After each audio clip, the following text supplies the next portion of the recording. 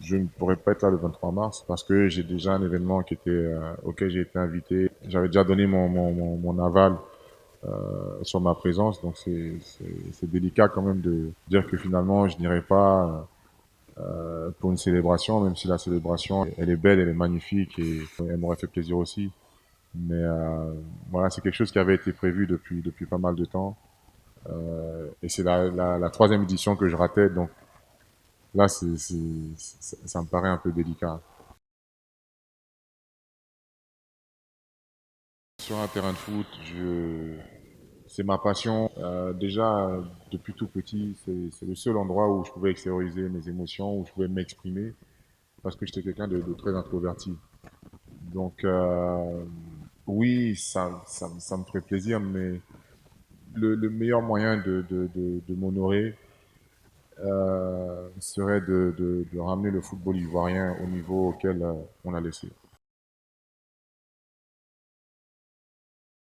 Je pense qu'il faut repenser le football. Et ça, ce n'est pas attaquer quelqu'un ou que ce soit le président actuel de la fédération ou quelqu'un d'autre.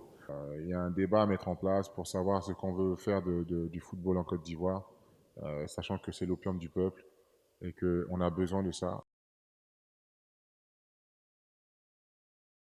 On vit une période comme ci, comme ça. Bon, c'est bien, on s'est qualifié pour la CAN. C'est un objectif auquel la Côte d'Ivoire se doit d'être, je pense, toutes les années, tous les 2 ans. Donc, c'est on va dire, une réponse qui est déjà cochée. Et donc, c'est un truc qui est validé, un ticket qui est validé. Maintenant, on ne peut pas se contenter de ça. Je pense que la Côte d'Ivoire se doit d'être à toutes les Coupes du Monde. Euh, et donc, il y a forcément, pour atteindre ces objectifs-là, il y a du travail à faire, il y a une reconstruction à mettre en place. Euh, mais il faut pour ça créer une union. Il faut que tous les acteurs du football marchent ensemble et aillent dans la même direction, avoir une vision commune pour le football ivoirien. Ce ne sont pas les ambitions personnelles qui vont nous mener au succès. On l'a vu à chaque fois qu'on s'est mis ensemble pour un même objectif, on a réussi à l'atteindre et à transcender le peuple, non seulement le peuple ivoirien, mais surtout aussi le monde entier. On a le potentiel, on a les ressources humaines, on a de la qualité. Maintenant, à nous de savoir quoi en faire.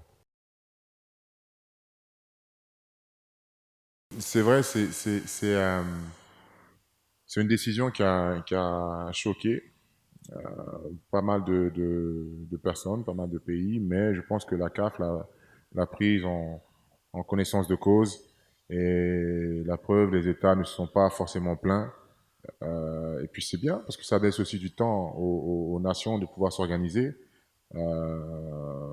Parce que la CAN, ce n'est plus une CAN, c'est une CAN où il y aura beaucoup plus d'équipes. Donc au niveau des infrastructures, il faut développer. On veut avoir une Coupe d'Afrique qui, qui sera en fait en compétition avec le championnat d'Europe, avec la Copa América. Mais il faut se donner les moyens et il faut du temps et il faut avoir des installations de qualité. Donc, à partir de ce moment-là, bah, je pense que c'est un mal pour un bien.